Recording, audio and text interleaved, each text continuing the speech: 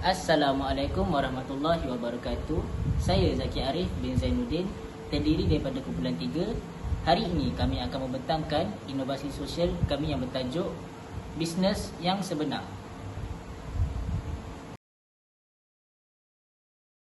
Assalamualaikum warahmatullahi wabarakatuh. Saya Muhammad Irman bin Jamaludin. Di dalam subjek ini saya akan menerangkan tentang tujuan. Pertama sekali, dalam projek akhir ini kami akan membantu golongan asnaf dalam mengembangkan ekonomi sama ada sudah berkeluarga atau tidak yang terdapat di Malaysia ini. Selain itu, projek ini juga akan mengumpul sebanyak mungkin organisasi yang sedia menghulurkan bantuan terhadap golongan ini. Dan akhir sekali, projek ini akan berusaha mencari kaedah termudah dan bersesuaian untuk menangani masalah kewangan dan perkembangan bagi golongan asnaf atau yang kurang bernasib baik ini. Seterusnya kita akan pergi kepada objektif. Pertama sekali, kumpulan kami ingin mencapai bagi mewujudkan peluang pekerjaan bagi golongan asnaf untuk mempunyai sumber pendapatan yang tetap. Dan kedua pula, bagi membuka peluang kepada golongan asnaf untuk memulakan bisnes dengan bantuan modal dan nasihat perniagaan. Dan terakhir sekali, bagi mengurangkan kadar atau jurang kemiskinan dalam kalangan masyarakat. Seterusnya saya akan berikan kepada rakan saya. Pada era globalisasi kini, negara kita mengalami masalah peningkatan jumlah masyarakat yang berpendapatan rendah di mana ekonomi kewangan bagi sesebuah keluarga yang berpendapatan rendah telah tergugat dan mempunyai masalah dalam membeli keperluan harian dan makanan ruji. Masalah ini berpunca daripada kemerosotan ekonomi di negara kita yang kini tergugat oleh tarif ekonomi dunia yang semakin tinggi. Masalah ekonomi negara yang masih belum dapat ditangani ini telah mengakibatkan golongan asnaf dan golongan tarif berpendapatan rendah sukar dalam kehidupan harian. Terdapat juga di mana masalah yang timbul ini berpunca setelah dunia dilanda wabak coronavirus yang dahsyat dan sekaligus memberi impak yang lebih besar kepada masyarakat. Keadaan golongan asnaf di Malaysia diambil berat kerana keadaan ini akan mengakibatkan kesan negatif kepada institusi sesebuah negara di mana tarif kemiskinan rakyat yang akan melonjak tinggi dalam mengukur kadar kemakmuran masyarakat dalam sesebuah negara. Kita sebagai rakyat Malaysia harus melahirkan rasa empati dan mewujudkan kesedaran yang tinggi terhadap perkara ini kepada generasi muda agar negara kita dapat melangkah lebih jauh demi menjaga maruah anak bangsa dan terus menuju tarif kehidupan yang lebih tinggi. Demi membendung permasalahan kadar inflasi yang semakin meningkat ini, kami sebagai ahli kumpulan bisnes yang sebenar telah merangka sebuah program di mana dapat membantu golongan asnaf di negara kita menuju tarif kehidupan yang lebih tinggi. Dengan adanya program seperti ini juga dapat mewujudkan suasana kemakmuran di kalangan rakyat. Saya Muhammad Nur Syakir bin Muhammad Yusof. Dalam bahagian ini saya akan membincangkan tentang cadangan inovasi sosial. Program yang akan kami jalankan dalam kertas kerja ini ialah program pembangunan asnaf dengan objektif membantu menaik taraf kehidupan 8 jenis golongan asnaf seperti fakir miskin, mu'alaf, rikab, garimin, fisabilillah dan ibnu sabil. Di dalam kertas kerja ini kami akan membentangkan satu pelan inovasi sosial untuk mempertingkatkan lagi kualiti hidup masyarakat di Malaysia. Lebih-lebih lagi bagi mereka yang tergolong dalam golongan asnaf. Dalam program ini yang dibangunkan bukan sahaja dapat membantu golongan asnaf dan mereka yang tidak bernasib baik untuk mendapatkan kehidupan yang selesa, ia juga dapat mengurangkan kadar kebergantungan golongan asnaf ini melalui perniagaan-perniagaan yang mereka akan caburi.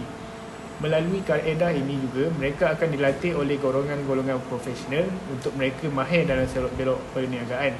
Program yang diberi nama bisnes yang sebenar ini, kami memfokuskan untuk membantu golongan yang terpilih ini untuk melakukan perniagaan mereka sendiri dan tunjuk ajar dan bantuan daripada pihak-pihak yang berkepentingan. Antara aktiviti ataupun langkah-langkah yang telah dikenal-pasti bagi program ini adalah seperti berikut. Yang pertama adalah untuk menjalankan seminar tentang memulakan perniagaan. Tidak dapat dinafikan bahawa institusi zakat di Malaysia telah memberi beberapa bentuk skim dan bantuan pelajaran kepada fakir dan miskin di Malaysia. Tetapi permasalahan lain yang timbul adalah seperti golongan asnaf seperti fakir dan miskin, mu'alaf, fisabilillah, al-rokab, dan ini tidak diberikan pendedahan dan pengetahuan tentang cara-cara untuk mereka mencipta peluang perniagaan.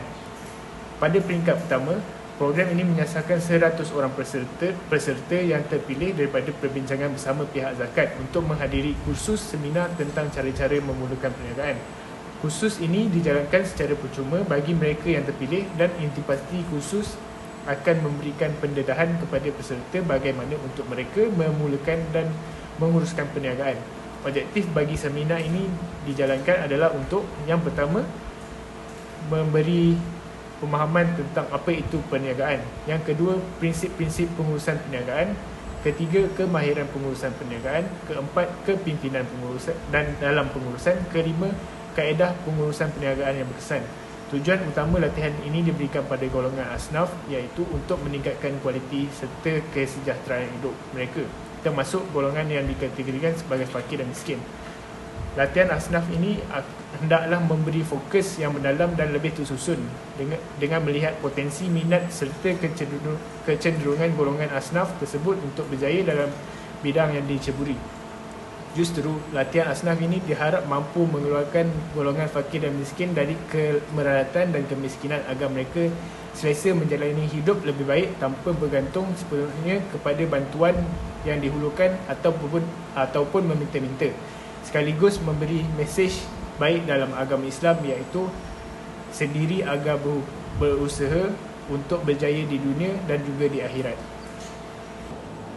Selain daripada hubungan bersama pusat zakat, hubungan dengan agensi-agensi kerajaan biarpun bukan kerajaan juga adalah salah satu cara untuk meningkatkan kredibiliti, kualiti dan output sesuatu program itu. Oleh itu, salah satu kejayaan program ini adalah dengan mengenal pasti peluang-peluang yang terdapat sumber-sumber terhad daripada persekitaran mereka melalui pertukaran hubungan dengan jaringan sosial. Selain itu, agensi kerajaan juga memainkan peranan yang penting dalam pembangunan usahawan, terutamanya pada peringkat penumbuhan perniagaan. Di Malaysia, seperti mana yang kita dapat lihat, terdapat berbagai agensi kerajaan, kementerian serta badan-badan berkandun yang memainkan peranan dalam memberi maklumat dan idea perniagaan, premis perniagaan, infrastruktur asas, latihan dan perundingan, pemasaran dan kewangan kepada usahawan. Kementerian Pembangunan Usahawan iaitu MARA dan Bank Pembangunan ialah antara contoh badan kerajaan tersebut. Manakala untuk agensi kerajaan, contohnya adalah Persatuan Usahawan Malaysia iaitu NGO, tubuhan kerajaan. Dalam arti kata lain, usahawan harus memiliki kemahiran know-how bagi memajukan perniagaan mereka kerana semua manusia di luar perniagaan boleh menawarkan berbagai bentuk bantuan dan sokongan kepada usahawan. Terdapat banyak agensi-agensi kerajaan yang boleh untuk peserta menjalin hubungan baik untuk memerlukan atau mendapat khidmat nasihat perniagaan. Seterusnya, saya akan beri kepada Izzah Harudin untuk menerangkan dengan lebih lanjut mengenai agensi-agensi yang terlibat dalam program yang akan kami laksanakan ini.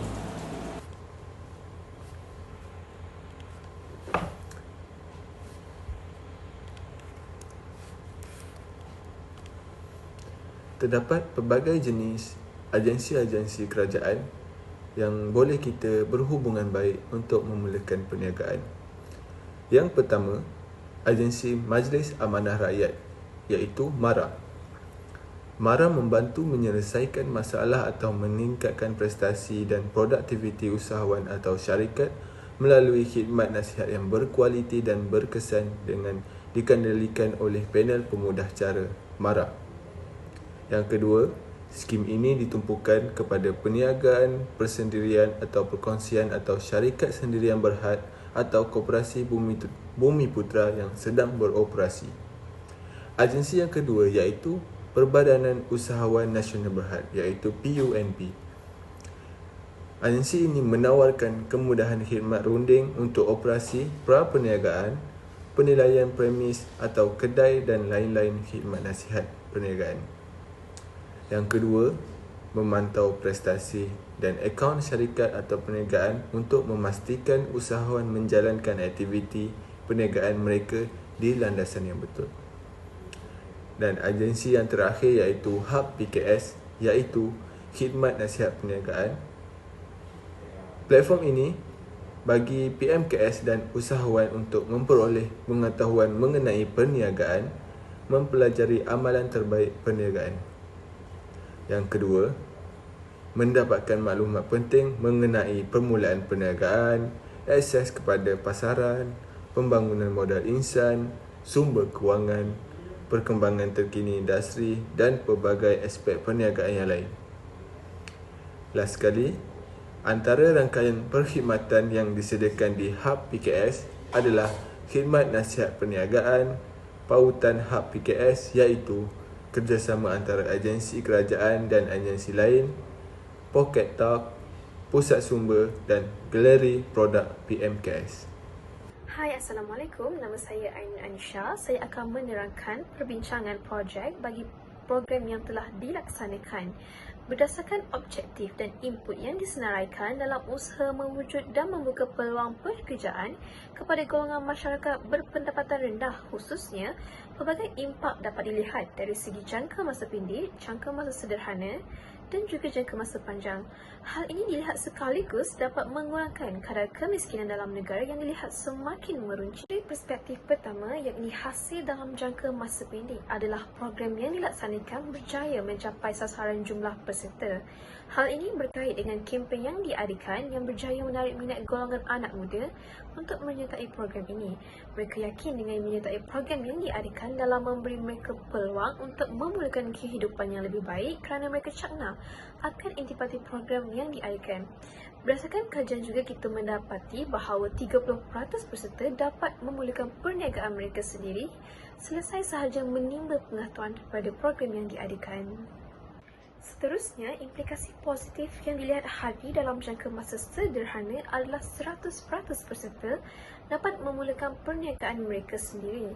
Hal ini bertitik tolak dari keyakinan dan keazaman dalam diri mereka untuk berdiri membina perniagaan yang ingin dikecapi dalam usaha meringankan beban ahli keluarga sekaligus dapat meningkatkan ekonomi negara dalam sektor perusahaan kecil.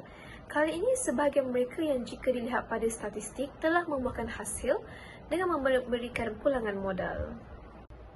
Manakala kesan jangka masa panjang dapat dilihat dengan tercapainya objektif yang disasarkan oleh penganjur seperti peserta mampu memiliki perniagaan yang stabil, yakni sebahagiannya mampu berdiri tegak di sisi perniagaan utama sebagai contoh. Statistik menunjukkan 30% berjaya memiliki perniagaan sendiri. Seterusnya, statistik juga menunjukkan bahawa 20% berjaya memiliki perniagaan sendiri dengan wujudnya pasukan yang ini rakan niaga. Hal ini ada di kalangan peserta memerlukan sokongan untuk mereka bangkit bersama dalam perniagaan mereka kerana mereka inilah tulang belakang yang akan bersama di kala susah dan senang mereka. Dengan lebih ramai peserta yang terlibat, hal ini dapat mengurangkan kadar pengangguran dan kadar kemiskinan negara yang kian meruncing dan merisaukan ramai pihak terutamanya. Program seperti ini hendaklah kita kekalkan dilaksanakan dalam kalangan anak muda khususnya kerana mereka ini masih muda dan mudah dibentuk seperti pepatah Melayu, melentur bulu biarlah dari rebuhnya. Mereka jugalah bakal tampuk kepimpinan negara pada masa hadapan dan sewajarnya diberikan pengetahuan yang lebih khusus. Kesimpulannya, usaha berterusan untuk memajukan dan mengubah kehidupan golongan asnaf ke arah yang lebih baik perlu diperluaskan. Pelaksanaan program ini membolehkan lebih ramai asnaf yang berkemampuan untuk mencuba program ini mencapai objektif yang ditetapkan dengan jayanya, iaitu memiliki perniagaan yang stabil dan mampu berdiri gah di sisi perniagaan utama. Para asnaf perlu mengambil peluang yang berharga ini dengan bersungguh-sungguh serta memberikan kerjasama terhadap perniagaan yang dijalankan. Masyarakat sekeliling juga boleh terlibat secara langsung dalam menjayakan program ini menerusi sumbangan maupun perkongsian idea bagi menambah baik lagi program ini. Antara manfaat ilmu yang kami peroleh sepanjang merangka program yang diberi nama Bisnes yang Sebenar ialah nilai kerjasama dalam pasukan bagi menjayakan sesebuah program amat ditekankan. Hal yang demikian kerana sesebuah program hendaklah mendapat kerjasama daripada seluruh ahli yang terlibat supaya ia dapat dilaksanakan dengan lancar dan baik. Pepatah Melayu ada mengatakan, berat sama dipikul, ringan sama dijinjing. Makna tersirat di sebalik pepatah ini jelas menerangkan bahawa sesukar mana sesuatu tugas, namun jika kita bersama-sama melakukannya, ia akan menjadi mudah serta lancar.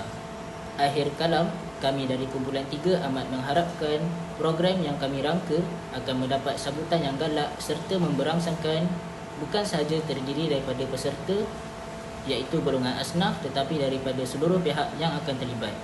Di kesempatan ini, kami juga ingin mengucapkan ribuan terima kasih kepada pensyarah kami iaitu Dr. Zanaria binti Jano kerana banyak membantu kami dan membimbing kami dalam menghasilkan laporan ini. Sekian, terima kasih.